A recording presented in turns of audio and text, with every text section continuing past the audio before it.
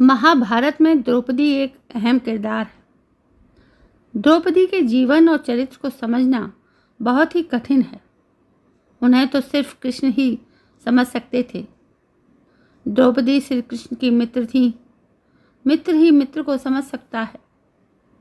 आज हम आपको द्रौपदी की वो 5 गलतियां बताना चाहते हैं जिसके कारण महाभारत की संपूर्ण कहानी बदल गई।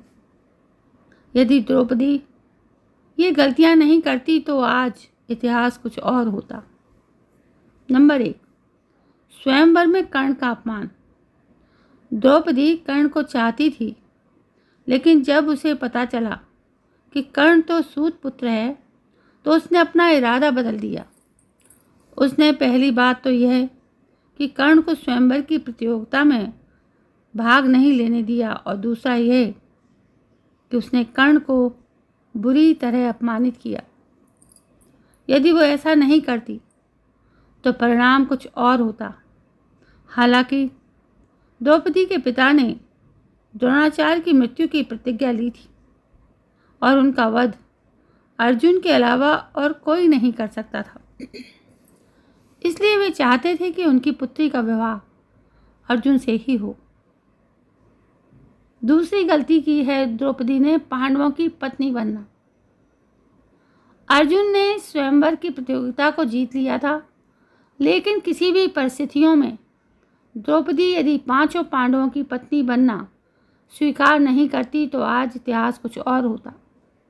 द्रौपदी कुंती के कहने या स्वयंवर के बाद युधिष्ठिर और वेदव्यास जी के कहने पर 5 से विवाह करना स्वीकार किया था।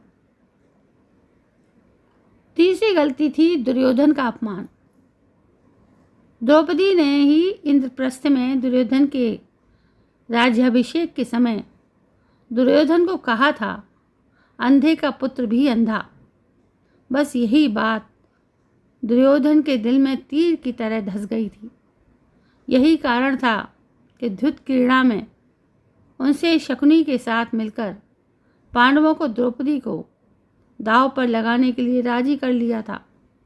द्युत क्रीड़ा या जुए के इस खेल ने ही महाभारत के युद्ध की भूमिका लिख दी थी, जहां द्रौपदी का चीरहरण हुआ था। चौथी गलती, युद्ध के लिए प्रेरित करना। अपना चीरहरण के बाद द्रौपदी ने पांडवों से कहा कि यदि तुम दुर्योधन और उनके भाइयों से मेरे अपमान का बदला नहीं लेते तो तुम्हें धिक्कार है। द्रौपदी ने पांडवों से कहा कि मेरे केश अब तब तक खुले रहेंगे जब तक कि दुर्योधन के खून से उन्हें धो नहीं लेती। उस समय द्रौपदी ने ऋतु स्नान नहीं किया था। ऐसे में भीम ने कसम खाई कि मैं दुर्योधन की जांघ को गदा से तोड़ दूंगा और दुशासन की छाती को चीर कर उसका रक्तपान करूंगा। चीरहरण के दौरान कर्ण ने द्रौपदी को बचाने की जगह कहा, जो स्त्री 5 पतियों के साथ रहती है उसका क्या सम्मान। यह बात द्रौपदी को ठेस पहुंचा गई और वो हर समय अर्जुन को कर्ण से युद्ध करने के लिए उकसाती रही। 5वीं गलती ये थी कि जयद्रथ की उस पर बुरी नज़र थी। जुए में अपना सब कुछ गंवा देने के बाद जब पांडव वनवास की सजा काट रहे थे, तब दुर्योधन के जीजा जयद्रथ की बुरी नज़र द्रौपदी पर पड़ी। उसने द्रौपदी के साथ जबरदस्ती की और उसे रथ पर ले जाने का दुस्साहस किया, लेकिन ऐन वक्त पर पांडव आ गए और उसे बचा लिया। पांडव वहीं पर जयद्रथ का वध करना चाहते थे, लेकिन द्रौपदी ने पांडवों को ऐसा करने से तो रोक दिया, जो कि उसकी बड़ी गलती थी। द्रौपदी ने जयद्रथ के सिर के बाल मुड़वाकर 5 चोटियां रखने की सजा दी और सभी जनता के सामने उसका घोर अपमान करवाया। जयद्रथ किसी को अपना चेहरा दिखाने के लायक नहीं रहा और हर पल अपमान को सहता रहा।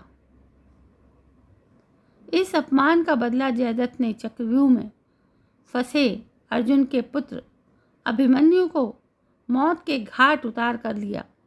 तो ये थे द्रौपदी की महाभारत को रचने में खास भूमिका।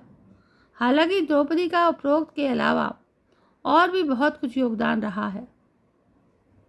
इनमें से ऐसे कई कार्य हैं जिसके लिए उनकी प्रशंसा की जानी चाहिए। तो दोस्तों, ये थी कि द्रौपदी यदि चाहती, यदि वो बैर भाव नहीं रखती तो शायद महाभारत टल जाती। पर पता नहीं ये बात कितनी सच है। कहते हैं जो होना होता है वो होके रहता है। ये जो भी घटनाएं हुई हैं वो सब उसी के परिप्रेक्ष्य में हुई हैं। दोस्तों, ये कहानी आपको कैसी लगी? यदि पसंद आई हो तो प्लीज़ मेरे चैनल को सब्सक्राइब करना ना भूलें। कल मैं फिर हाजिर होती हूँ एक नई कहानी को लेकर। तब तक के लिए जय हिंद, वंदे मातरम।